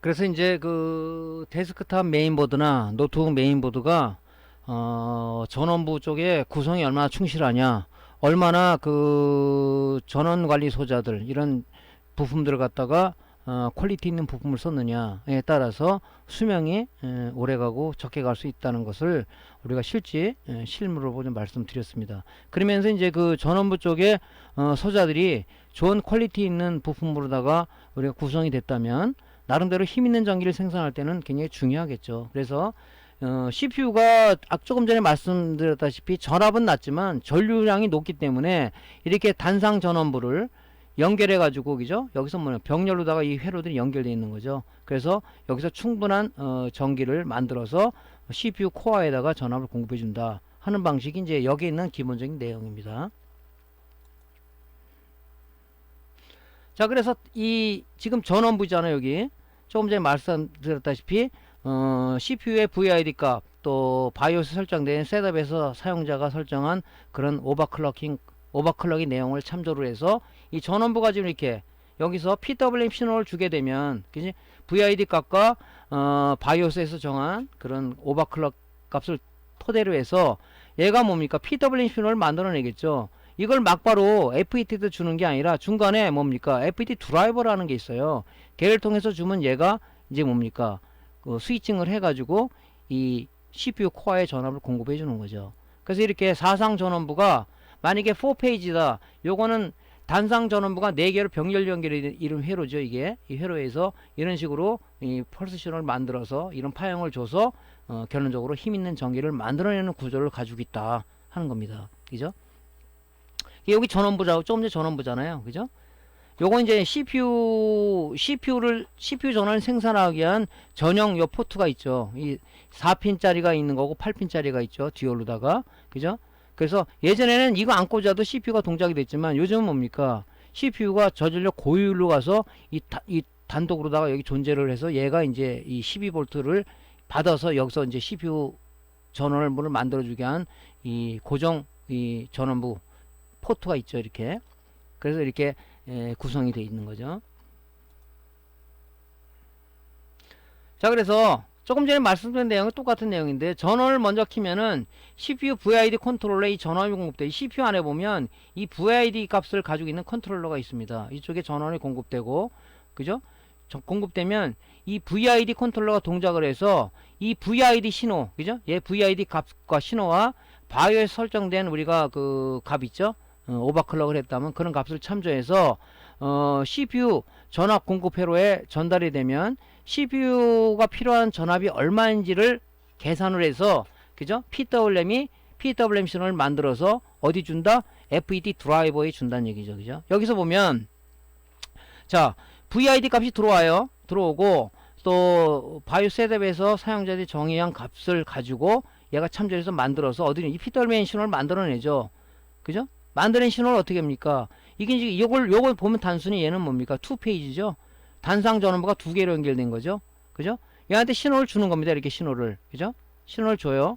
여기 보면 이제 이 드라이버 신호를 가지고 그죠? 신호를 가지고 뭡니까? FET한테 온 스위칭 신호를 줘 가지고 전기를 만들어내는 거죠. 이런 식으로 구성이 되어 있는 거죠. 그죠? 이런 식으로. 물론 여기 PG 신호라는 게 있는데 이 PG 신호가 공급 안 되면 얘는 동작이 안 됩니다. 그죠? PG 신호가 들어와야 얘가 리셋돼서 얘가 동작을 하는 거죠. 그죠? 우리 지금 그 모니터 수리할 때 립스보드 쪽에 인버터 파트 부분 쪽에 그죠? 우리가 전원을 꽂으면 5V 12V가 오토로 생산된다고 그랬죠? 모니터 립스보드는. 근데 12V 전원은 뭡니까? 인버터나 드라이버 그죠? 우리가 이제 백라이트 전원 방식이 형광등 방식하고 그 다음에 뭡니까? LED 방식의 백라이트가 있다고 그랬죠? LED 백라이트 방식은 DC를 요구하기 때문에 그죠? DC를 받아서 그죠? AC를 만들어 다시 DC를 만들어서 뭡니까? 그 LED 바에다가 전원을 공급해주는 방식이고 그래서 드라이버보드가 존재를 하는 거고요. CCFL 방식 형광등이잖아요. 걔는 교류 방식이잖아요. 그다음이니까 SMP 스파트로부터 12V를 전달받아서 그죠? 스위칭을 해서 DC를 AC로 만들어져서 고주파 트랜스를 통해서 승합을 해서 그 백라이트에 전원을 공급해주는 방식이잖아요. 그때 12V가 SMPS에 들어온다 해도 인버터 쪽이나 드라이버 보드는 PWM에 동작을 합니까? 아니죠. 동작을 안 하고 있죠. 동작 대기하고 있죠. 어떻게 동작을 하냐면 AD 보드로부터 온오프 시그널이 그죠? 그 인버터나 드라이버 보드 쪽에 PWM의 이네이블 단자로 들어갔을 때 PWM 어떻게 생각하느냐? 야, 동작하라는 명령을 받았어 하고 PWM이 그 펄스 발진을 시작하겠죠. 얘도 마찬가지예요. 얘도 지금 이게 메인 칩인데 메인 그 전원 관리 칩이죠. PWM으로부터 얘기를 하는데 얘도 그 파워 서플라이에서 제일 중요한 신호가 뭐라고 했습니까? 파워 시그널이라고 그랬죠? 파워 시그널. 걔가 들어와야, 그죠? 여기서 파워 시그널을 받아야 얘가 동작을 하는 거예요. PD 신호를 안 받았는데 동작합니까? 동작 안 해요. 그래서 파워 서플라이의 PD 신호가 그만큼 중요하다는 얘기입니다. CPU도 PD 신호가 들어가야 됩니다. 그래 동작이 되는 거예요. 먼저 우리가 뭡니까? 220V 전원을 갖다 꽂으면 파워 서플라이 5V 스탠바이가 나온다 그랬죠? 그 다음에 우리가 파워 버튼을 눌렀어요. 그러면 파워 서플라이가 메인 전압을 기동한다 그랬죠? 5V, 12V, 3.3V 내주면서 약간의 시간차를 두고, 그죠? 8번 단자를 통해서, 즉 회색 단자를 통해서 파워 시그널을 주는데, 그 신호는 어디로 들어가냐면, 그죠? 사우스 브리지. 그 다음에 어디로 들어가요? 그 다음에 클럭 제너레이터 쪽으로 들어가죠. 그 다음에 CPU 쪽으로 들어가고, 그 다음에 뭡니까? 이쪽에 이 CPU 전원부 쪽에 PWM의 PD 신호로 들어가는 거예요. 그죠? 얘가 동작 신호를 알려주는 겁니다. 그랬을 때는 뭡니까? 클럭 제너레이터 쪽에서 PD 신호가 들어갔다니까 클럭 제너레이터가 동작을 시작하는 명령을 받았어요. 그래서 걔가 이제 클럭 제너레이터가 14.318 고정 주파수를 인가를 받아서 내부의 주파수 분할을 통해서 CPU가 필요한 클럭, 그 다음에 메모리가 필요한 클럭, 그 다음에 PCI가 필요한 클럭, PCI 익스프레스 클럭을 갖다 제공해 주는 거죠. 그죠? 그렇게, PD 신호가 이렇게 중요하다는 얘기죠. 파워 서플라이에. 그래서 조금 전에 앞전에 강의 드린 그 내용은 뭐냐면, 파워 서플라이가 정상이라는 가정하에서 우리가 뭡니까? 메인보드를 점검해야 된다는 얘기가 그거예요. 여기서 PD 신호가 안 들어왔다. 얘가 동작을 제대로 하겠습니까? 안 하죠. PWM 신호를 생산해낼 수가 없다는 말입니다. 여기서 PD 신호가 들어와야 돼요. 파워 서플라이로부터 8번 커넥터를 통해서, 회색 케이블을 통해서 8번 커넥터로 들어왔을 때 얘가 기동을 하는 거죠. CPU도 마찬가지예요. CPU도 PD 신호가 들어와야 된단 말이죠. 그죠? 자, 이런 식으로 구성이 돼서 여기서 이제 뭡니까? 코어 전원을 만들어낸다. 이게 병렬로 연결되어 있는 거죠. 코어 전원을 만들어낸다 하는 겁니다. 이거 조금 전에 말씀드린 그런 내용이죠. 자, CPU VID 값이라는 것은 CPU에 이런 그 컨트롤러 안에 이렇게 VID 값이 있습니다. 그래서 이런 우리 그 뭡니까? 이 VID 값을 이런 툴로다가 측정을 할 수 있는데 요 값은 수시로 변해요. 그죠? 왜냐면 CPU는 전력 관리 기능이라는 게 들어가 있어서 걔를 따라서 많이 사용할 때는 좀 올라갈 거고 적게 사용할 때는 내려갈 거고 이런 VID 테이블이 있단 말이죠. 그래서 예를 들어서 VID 값이 뭐 11110이다. 1은 고전압을 얘기하는 거고 1은 저전압을 얘기하는 거예요. 고전압 신호고 얘는 저전압 신호란 말이죠. 이렇게 테이블이 PWM 전달해주면 얘는 1.1V로 만들어내라는 명령을 주는 겁니다. 여기서 예를 들어서 0000 값이 들어왔어요. 1.85V를 주라는 명령을 받은 거예요. 그럼 1은 명령 값을 가지고 어디 들어가냐? 그죠? 메인 PWM, 메인 전원 칩이라고 얘기하죠. PWM으로 들어가서 이 신호를 가지고 PWM 신호를 만들어낸다는 거죠. 그죠? 요 값을 통해서 보면 수시로 변해요. 왜냐면 조금 전에 이따 말씀드리겠지만은 이 전력 관리 기능이라는 게 있습니다. 그죠? 그런 걸 통해서 얘가 수시로 변하죠. 그죠? 요런 값을 가지고 있다, CPU는. 그죠? 그래서 이제 우리가 이제 VID 값을 볼테이지 아이덴티피케이션 데피니션, 그죠? 전압 식별 값이다 하는 값을 CPU 가지고 있는 거죠. 그래서 나는 얼마의 전압이 필요해, 기본 전압이. 이런 것을 이제 전원 관리 생산을 하는, 전원을 생산하는 그런 회로에 줘가지고 동작을 하는 겁니다. 그래서 조금 전에 말씀드렸죠. 우리가 셋업 화면에 들어가서 CPU라든가 PCI라든가 이런 어떤 메모리를 갖다가 오버클럭, 더 성능을 좋게 우리가 오버를 할 수가 있어요. 근데 요즘은 요런 거를, 옛날에는 이런 걸 했지만 요즘은 안 하는 걸 권장하죠. 왜냐면 아주 그냥 그 CPU도 뭡니까? CPU도 i7을 본다면 i7 8500이 있고요. 8500 뒤에 K가 붙은 게 있어요. K는 자동 오버클럭 버전입니다. 걔가 CPU 사용량을 판단해서 스스로가 오버클럭을 해주는 거죠. 이 바위에 설정해 줄 필요가 없습니다. 그래서 뭐 오버클럭에서 얼마큼 성능이 올라가는지는 저는 잘 모르겠습니다. 게임 하시는 분들은 예전에는 이제 K 모델을 샀는데 요즘은 어떤 사람들은 와서 뭐 큰 효과가 없는 것 같습니다. 그리고 아예 그냥 K 버전 아닌 걸 주세요 하는 사람도 있어요. 그래서 우리가 살 때 뒤에 이제 뭐 요즘 이제 PR 코드 표기법이라서 뭐 우리 CPU도 보면 뭐 옛날에는 뭐 i5 750 뭐 이런 식으로 뭐 했지만 요즘은 이제 PR 코드 표기법이라 해서 이제 그런 표기법을 갖고 있죠. 그래서 거기 보면 뒤에 이제 K라든가 이런 게 붙어 있는 게 있어요. K는 이제 오버클럭이 자동되는 버전이고요. 그래픽 카드 쪽도 보면 뭡니까? 그죠? OC라고 뒤에 찍혀 있는 게 있어요. 그죠? OC라고. 그건 오버클럭 버전을 얘기하는 겁니다. 보통 이걸 모르고 사시는 분이 있는데 옛날에는 이제 OC 버전하고 OC 버전이 아닌데 제가 알기로는 GTX 1050 이상은 아마 자동 오버클럭 되는 걸로 알고 있는데요. 요 그래픽 카드 박스에 보면 OC라고 찍혀 있는 게 있어요. OC라고 찍혀 있는 것은 오버클럭 버전입니다. 얘가 사용량을 판단해서 스스로가 지가 오버클럭을 하는 거죠. 그래서 CPU 쪽에는 이제 보통 터보 부스트라는 기능이 바로 그겁니다. 그죠? 자동 오버클럭이 되는 거예요. 그 다음에 메모리도 뭡니까? 메모리도 보면 우리가 19200을 쓰는데, 그죠? DDR4 같은 거는. 얘를 여기서 조정하면 얘를 전 높게 오버클럭을 할 수 있어요. 근데 이제 중요한 것은 뭐냐면 이게 OC 버전이라든가 아니면 뭐 CPU에 K자가 적혀있는 오버클럭 버전은 뭐 큰 문제가 안 되겠지만 이 메모리 같은 것을 강제로 하게 되면은 브루스크린이 날 수도 있죠. 그래서 이거를 우리가 이제 실제 이걸 가지고 오버클럭 한 사람의 어떤 견해를 들어서 참조하시는 게 좋겠죠. 근데 굳이 뭐 메모리까지 오버클럭해서 이렇게 할 필요가 있나 하는 생각도 듭니다. 그래서 옛날에 이 OC 버전이나 K 버전이 나오지 않았을 때는 오버클럭 해가지고 CPU가 제 능력을 못 이겨 CPU가 탄다든가 아니면 다운된다든가 오류를 발생한다든가 이런 게 많았지만 요즘 이제 이런 버전이 나오기 때문에 이런 어떤 그래픽 카드라든가 CPU가 나오기 때문에 지금은 뭐 많이 좋아졌죠. 그래도 이 메모리 같은 것은 강제 오버클럭 하는 것은 뭐 권장할 만한 사항은 사실 아니죠. 그래서 얼마나 능력치가 올라갈지는 저도 잘 모르겠어요.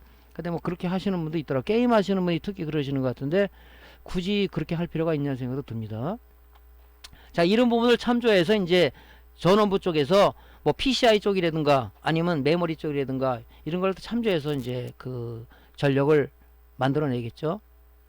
오버클럭 한다는 얘기는 뭡니까? 결론적으로 전력을 더 공급해줘서 성능을 높인다는 뜻이에요. 그러니까 아무래도 무리하게 하면 안 되겠죠. 그래서 이제 인텔 쪽 CPU를 예를 든다면 얘는 전력 관리 기능이 내장이 되어 있습니다. C1E라는 방식이 있고 EIST라는 방식이 있는데 C1E 방식은 뭐냐면은 시스템이 아이들 상태, 사용하지 않은 상태는 전력을 얘가 스스로 줄여요. 뭐라고 예를 들면 되냐면 여러분이 모니터를 지금 사용하고 있었어요. 근데 사용 안 하고 가만히 있으니까 화면이 꺼져 버렸어요. LED 막 깜빡깜빡대고. 걔는 뭡니까? MCU가 판단하는, MCU 펌웨어가 판단하는 거예요. 운영체제가 판단하는 거지. 야, 지금 사용 안 하고 있잖아. 그러면 인버터나 드라이버가 하는 그 스위칭 신호를 끊어가지고 PWM 동작 안 하게 만들고 패널 쪽에 가는 5V 신호를 끊어. 그래서 동작 안 되게 해. 하고 뭡니까? 절전 모드로 동작하는 거죠. 만약 계속 켜져 있다면 안 쓰는데도 켜졌다고 해도 뭡니까? 불필요하게 낭비되는 전력이 많다 그러면 결론적으로 그 어마어마한 전기가 생산이 더 해야 되겠죠. 발전소를 더 가동해야 된다는 얘기입니다. 화력발전소나 아니면 원자력이나 수력발전소를 더 가동해야 된다는 얘기인데, 자, 수력발전소는 뭐 그래도 치더라도 화력과 원자력을 갖다 더 발전한다면 뭡니까? 환경공해가 발생되겠죠. 그래서 바로 이런 전력관리 기술이 뭐 그런 측면에서도 기여를 한다 하는 겁니다. 그죠? 그래서 얘가 시스템의 아이들 상태, 즉 사용하지 않는 상태라 그러면 전력 소모를 줄이는 기술이 바로 이 CPU에는 내장이 되어 있는 겁니다. 또 EIST라는 뭐냐면 얘는 CPU를 사용 안 한 상태로 얘기하지만 얘는 뭡니까? CPU 점유율. 얘가 지금 어떤 그래픽 카드를 이용해서 게임을 하고 있어. 그러면 전력을 더 주는 거고, 아, 얘는 인터넷밖에 안 하고 있잖아? 아니, 워드밖에 작성 안 하고 있어. 그러면 그 점유율을 판단해서 OS와 연동해서, 그죠? 얘가 전력을 줄이는 기술입니다. 그죠? 그래서 C1E 방식은 뭐냐면 CPU가 휴식 상태는 아니냐에 따라서 클럭 전압을 조절하는 거고요. EIST는 CPU 점유율, 그죠? 얘가 지금 점유율이 높은 뭐 그래픽 프로그램을 사용하고 있느냐 아니면은 워드 쪽을 사용하고 있느냐 게임을 사용하느냐에 따라서 클럭과 전압을 조절하는 방식이 이 인텔의 전력 관리 기술이다 하는 겁니다. 이 안에 내장이 돼 있는 거죠. 그래서 얘도 모니터처럼 그 절전 기능, 그죠? CPU가 사용 안 하고 있는데 계속 전력을 뭐 높은 전력을 공급할 필요는 없잖아요. 그런 걸 판단해서 이 두 가지 방식을 이용해서 하고 있는데 뭐 더 좋은 기술이 지금 나와 있는지는 제가 모르겠습니다. 자, CPU 전원 공급 회로. 지금 얘는 뭡니까? 예를 든 거예요. 얘는 뭐냐면 이 전원부가 4개가 단상 전원부가 4개가 병렬로 연결된 4페이지. 요걸 페이지라고 보통 얘기했습니다. 1페이지는 전원부가 하나인 걸 갖다 1페이지. 전원부가 2개인 걸 갖다 우리가 단상 전원부가 2개 있는 걸 2페이지. 4개인 걸 4페이지라고 얘기를 합니다. 그죠? 이런 식으로 구성이 되어 있어요. 자, 일단은 우리가 맨 처음에 이제 전원을 공급하게 되면 물론 이제 여기 파워구 시그널을 먼저 받겠죠. PC 신호를 파워 서플라이부터 받으면은 뭡니까? 받으면 받기 전에 이제 뭡니까? 전원이 공급되겠죠. 전원이. 자, 5V 신호가 그죠? 파워 서플라이로부터 5V 그 동작 신호가 그죠? 얘가 VC 전압이죠. 걔가 PWM 공급이 되고요. 이 FET 드라이버는 뭡니까? 드라이버는 12V 전원을 갖다가 그죠? 파워 서플라이부터 12V 전원을 공급을 얘가 받는 거예요. 드라이버한테. 그 다음에 이 CPU 쪽에 스위칭을 하기 위해서 FET 드레인에 12V를 공급해 줘야 돼요. 스위칭을 하기 위해서 대기해야 되잖아요. 그때는 뭡니까? 이 4핀이나 8핀 소켓을 이용해서 CPU 전용 소켓을 이용해서 얘를 받아서 그죠? 얘를 받아서 뭡니까? 이쪽 FET에 공급을 하고 이게 대기하고 있는 거죠. 대기하고 있는 겁니다. 그때 이제 뭡니까? CPU 컨트롤러가 동작을 해서 CPU VID 값과 그죠? 바이오스에서 만약에 오버클럭 정보가 있다 그러면 걔를 참조를 해서 이쪽 주게 되면 이 VID 신호가 그런 정보를 주게 되면 이 P 신호가 들어왔으니까 동작을 하겠죠 이제. 그래서 PWM 신호를 생산해내는 겁니다. 생산해서 어딜 주냐? 바로 이 드라이버 쪽으로 주는 겁니다. FET 드라이버를 주게 되는 거예요 이렇게. 4개 신호를 갖다가 PWM 1 신호, 2 신호, 3 신호, 4 신호 여기 주게 되는 겁니다. 그럼 주게 되면 얘는 듀얼로 동작하는 거죠. 업 게이트와 로우 게이트가 있는데 업 게이트는 높은 전압을 주면 얘가 동작을 하는 거고 L 게이트는 낮은 전압을 주면 동작을 안 하는 거죠. 다시 얘가 낮은 전압을 동작 안 하고 높은 전압이 동작을 하는 거죠. 이런 식으로 해서 이 FET에 스위칭 신호를 주는 겁니다. 그러면 신호를 줘가지고 뭡니까? 이 코일과 콘덴서를 통해 일단 코일을 통해서 먼저 업게이트가 동작을 하게 되면 코일을 통해서 스위칭된 전압이 어디냐면 일단 인덕터에 저장이 돼요. 인덕터에.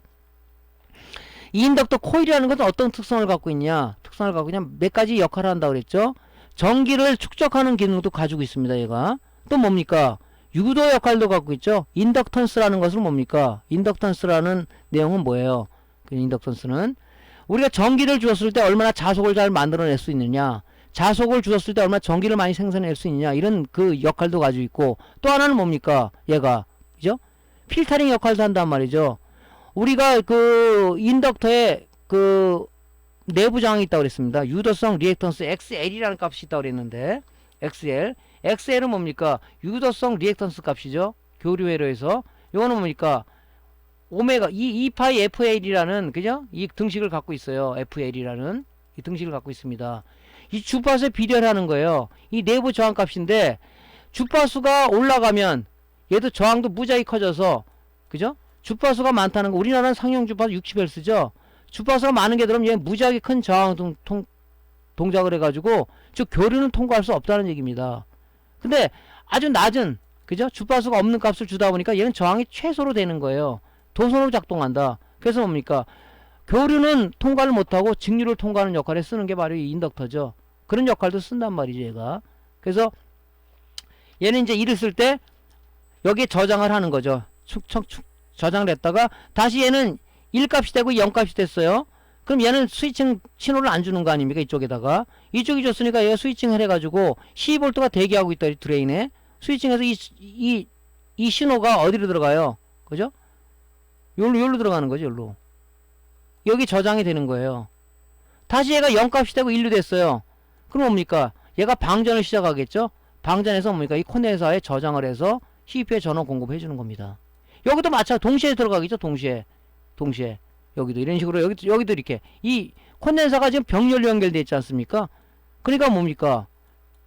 전압은 같을지 모르겠지만 전류가 전지도 뭡니까? 건전지도 직류전지 우리가 1.5V짜리를 그죠?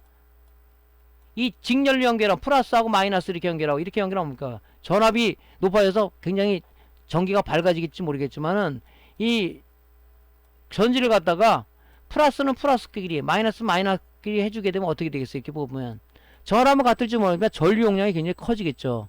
마찬가지로 이게 전원부를 갖다가 이 단상 전원부를 병렬로 연결해서 여기다가 전압을 전류를 높게 만들어주는 역할을 하는 겁니다. 왜냐하면 CPU는 전압은 낮지만 굉장히 큰 전류를 요구하기 때문에 요구하기 때문에 이런 전원부를 갖다가 이런 방식으로 4개로 병렬을 연결해 준 거예요. 이런 식으로 해서 여기다가 이제 전류를 좀 크게 해서 CPU 코어에 전압을 공급해 주는 방식으로 쓰고 있는 거죠. 이런 방식으로 되어 있습니다. 그죠? 그래서 이제 우리가 나중에 고장수 점검 들어갔겠지만 요 FET 드레인에다가 오시로스코프에 딱 파형을 프로볼 됐을 때 이런 스위칭 파형이 나오겠죠.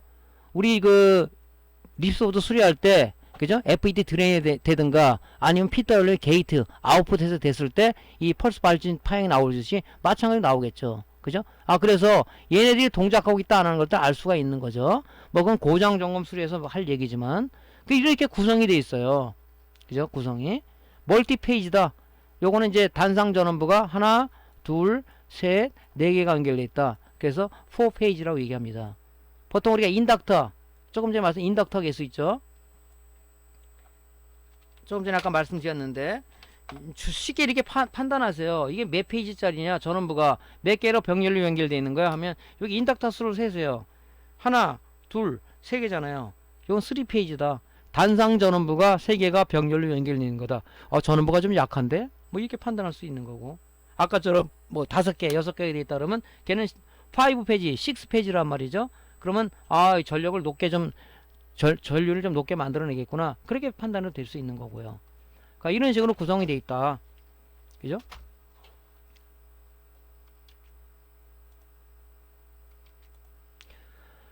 자, 그래서 이제 조금 그림으로 그린 다음에 그 내용을 여기다 이제 지금 한 내용을 여기다 쭉 써놓은 겁니다. 이렇게. 그래서 일단은 파워 서플라이부터 파워 굿 시그널을 받고, 그죠? 그 다음에 이 파워 서플라이도 5V 신호를 받고, 5V VCC 값을 받고, 그 다음에 뭐 10V를 받고, 그 다음에 이제 CPU 쪽에 4핀 아니면 8핀 전용 커넥터를 통해서 이쪽에 FET 드레인에 12V를 공급해서 딱 대기하고 있고, 그래서 이제 PD 신호가 들어오면, 그죠? VID 값이 들어오면은 이 전원 관리 소자 PWM 동작을 해서 PWM 신호를 갖다가 이 FET 드라이버 IC에다 주게 된다. 그럼 얘가 뭡니까? 얘가 듀얼로다 동작한다 그랬죠? FET의 업 신호, 스위칭 온 신호, 얘는 스위칭 오프 신호, 얘는 온 신호, 오프 신호 했을 때 충전과 방전을 반복하면서 여기 인덕터에 저장되어 있는 이걸 갖다 방전하면서 여기 콘덴서에 보내주게 되고, 이런 전압을 계속 해서 높은 전류를 갖다 구현해서 코어에다가 전압을 공급해준다. 이런 방식을 쓰는 것이 바로 CPU 전원부다. 노트북의 메인보드도 마찬가지입니다. 이렇게 구성이 되어 있어요. 그러니까 이런 내용을 알면 여러분들이 뭘 점검할 수가 있겠죠. 이 PC 신호 전압, PC 신호 들어오는지 여러분 체크해 보면 되고, 그죠? VC 전압이 제대로 들어와 체크하면 되겠고, 그러지 않다 그러면 아예 뭡니까? 모든 것은 아웃풋부터 재라고 그랬죠. 그죠? 얘가 지금 뭐 FET 스위칭에서 이 전원이 넘어가는 거잖아요. FET 드레인에다가 이 뭐 디지털 오시로스코프니까 전압이 나와. 이 전압이 중요한 게 아니다 그랬죠. 이 발진에는 뭐니까 파형이 중요하다 그랬죠. 이 드레인에다 찍으니까 뭡니까? 여기 온오프 신호가 일로 들어오는 거 아닙니까? 그죠? 이 FET 드레인에 걸려있는 12V를 스위칭해서 이 CPU 코어가 원하는 값을 만들어주는 거 아니에요? 이 VID 값에 의해서. 그러다 보니까 여기 찍으니까 오시로스코프로 발진 파형이 멋있게 똑같이 나오고 있더라. 왜곡되지 않더라. 그러면 뭡니까? 얘는 정상이라는 얘기입니다. 그죠? CPU 전압이 얼마인지를 체크하려면 뭡니까? 이 콘덴서 쪽에 여기 출력을 재면 되잖아요. 여기 찍으면 이 코어가 몇 볼트로 가는 게 나오지 않습니까? 물론 뭐 어떤 사용량에 따라서 전력 관리 기능을 통해서 이 CPU 전압 값이 좀 약간 틀리겠지만, 자, 그 내용을 여기다 써놓은 겁니다. 이렇게 그냥 쭉 써놓은 거예요.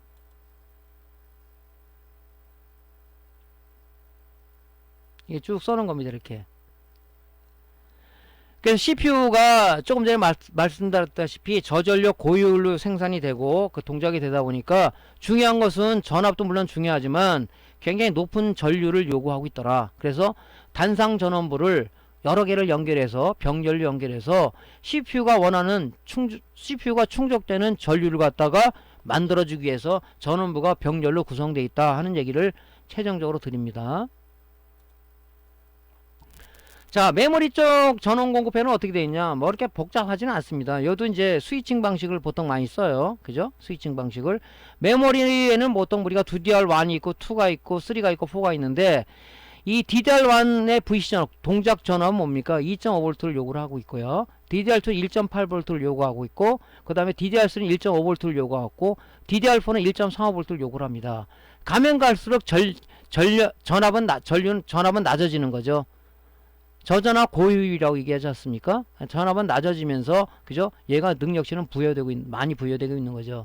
DDR2를 예를 든다면은 1.8V와 0.9V, 0.9V는 데이터선에 주로 쓰는 건데, 씁니다. 보통 1.8V가 나오냐를 체크하면 되죠. 그래서 우리가 여기다 핀을 갖다 몇 번 핀이 VC단자라는 것을 우리가 이제 나중에 알려드리겠지만, 거기에 꼽는 건 사실상 어려워요. 그래서 뭡니까?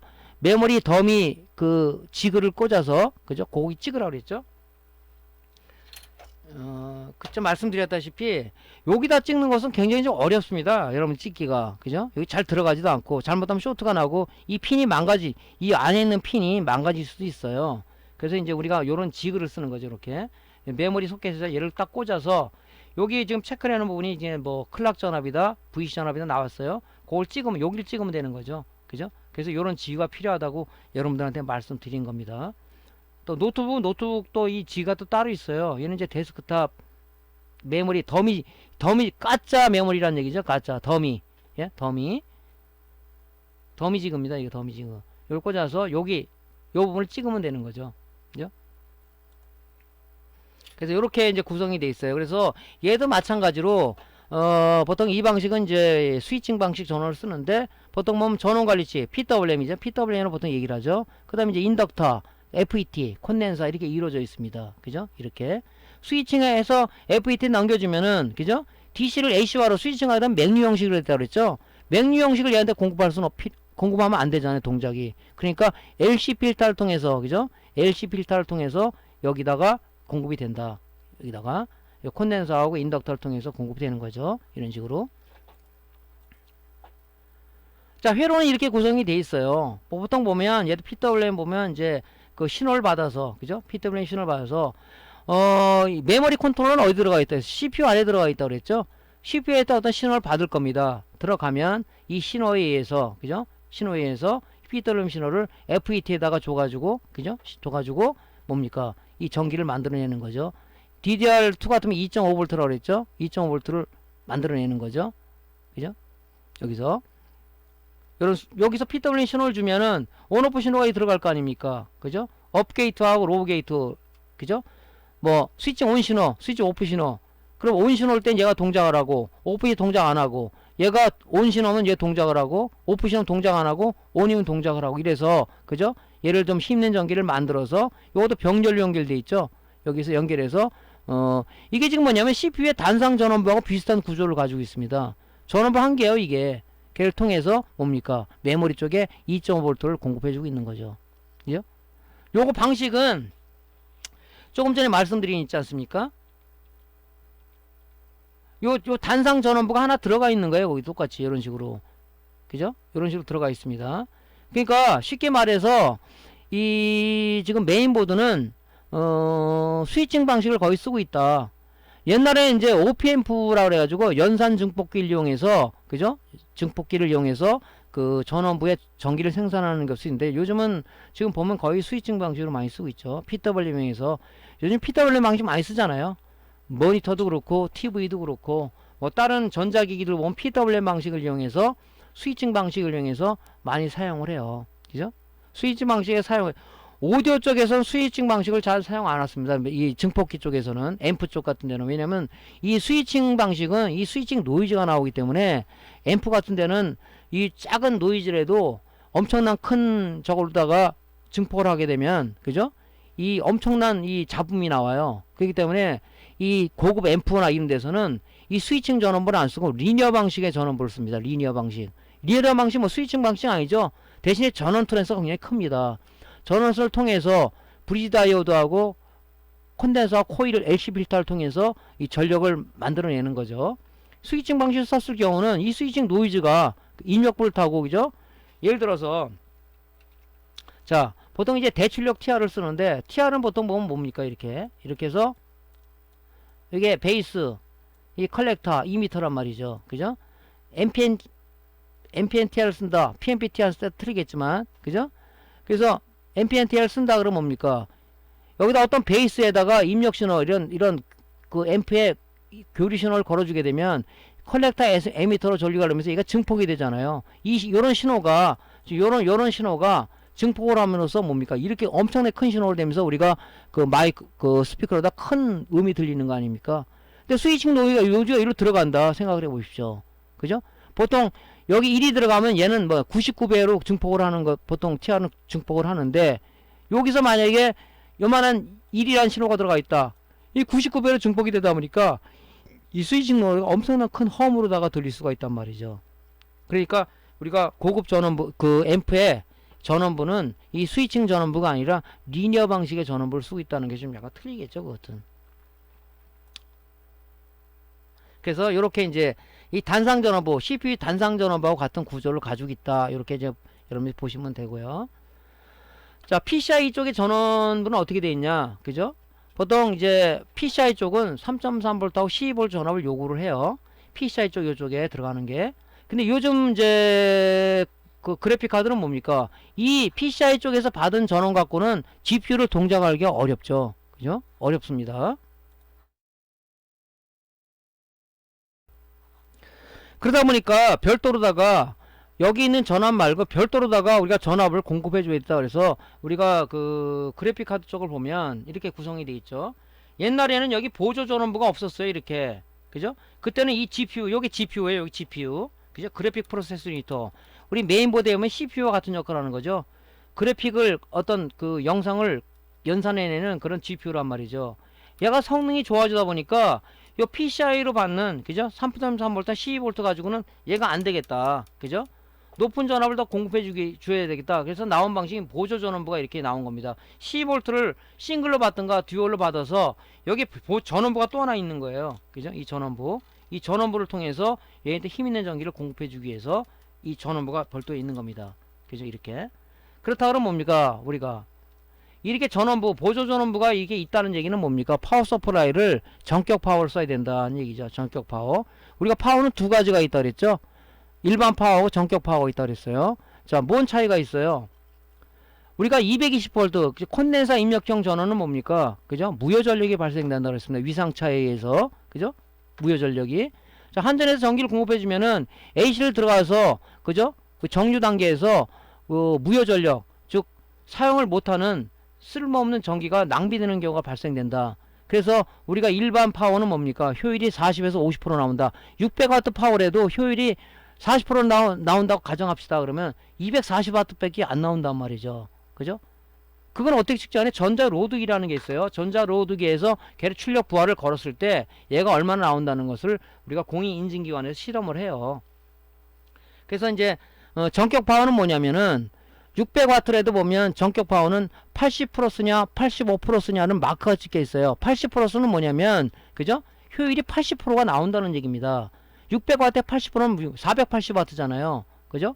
그러니까 그 무효 전력을 유효 전력으로 끌어들이기 위해서 TV SMPS 말씀드렸죠. 그 안에는 뭐가 들어있냐면 PFC 회로라는 게 들어있어요. 그죠? 전력 효율 보상 회로가 들어가 있습니다. 그래서 그 PFC 회로를 통해서 무효 전력을 유효 전력으로 끌어올려 주는 회로가 안에 들어가 있어요. PFC 회로가. 그래서 그 파워가 좀 비싸죠. 그런 파워를 써야 이렇게 힘 있는 전기를 공급해 줄 때 문제가 없는 겁니다.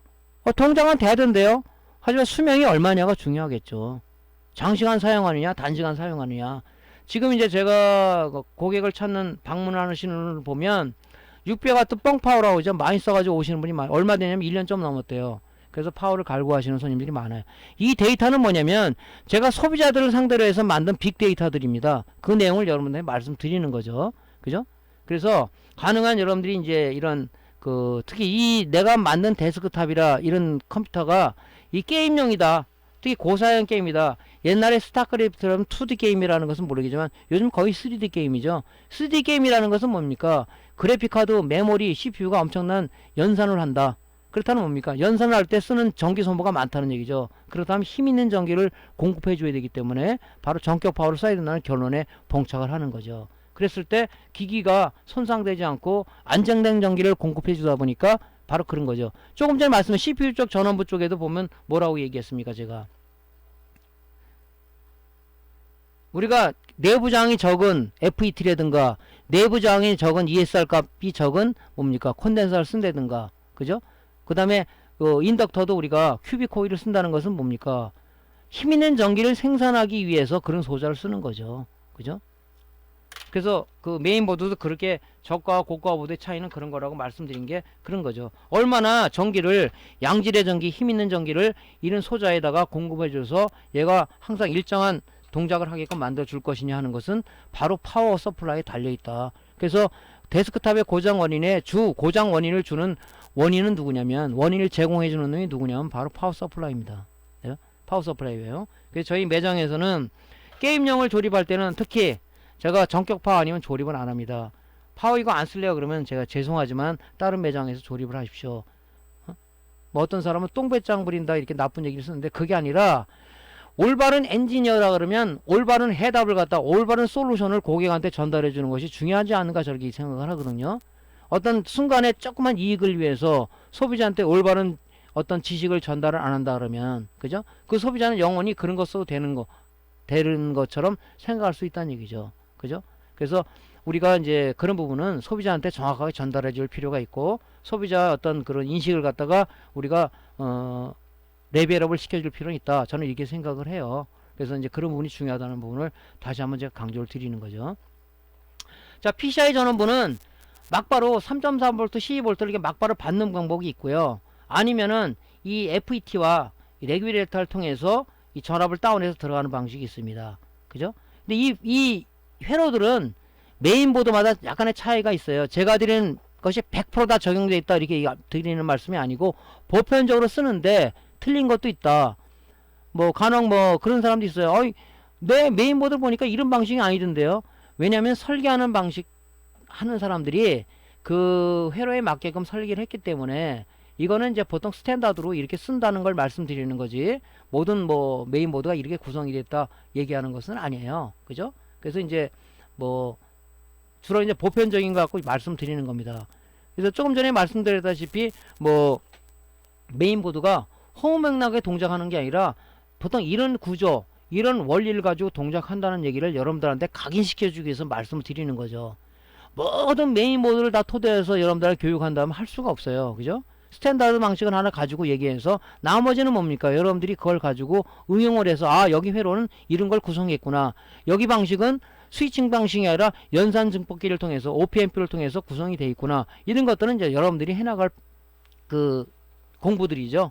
그죠? 그래서 이렇게 구성이 된다 하는 것을 알면 여러분들이 뭡니까? 이제 다른 회로를 보더라도 응용력이 좀 생기지 않겠냐 이런 생각을 제가 하는 거죠. 그래서 이렇게 막바로 받는 방식이 있고, 이걸 통해서 뭐 레귤레이터를 통해서 LDO 레귤레이터를 보통 얘기하죠. 그런 걸 통해서 이 전압을 다운해서 들어가는 방식도 있다. 그렇죠? 그런 겁니다. 자, 그러니까 여러분들이 이제 그 제일 중요한 이 전원부 중에서도 정말 제일 중요한 부분이 뭐냐면 CPU 전원부예요. CPU 전원부 쪽들이 고장이 또 많이 나고, 그죠? 그래서 그런 부분들이 굉장히 중요하다. 그래서 그런 부분에 대해서 여러분들이 조금 이제 그 회로 동작 원리를 좀 머릿속에 깊게 좀 각인을 했으면 좋겠습니다. 자, 전원 공급 회로별 고장 점검 수리, 요거는 다음 시간에 강좌를 이어가도록 할게요. 자, 오늘 강의가 도움됐으면요, 구독, 클릭, 좋아요 눌러주시고요. 자, 다음 시간에 더 좋은 강좌로 찾아뵙겠습니다. 감사합니다.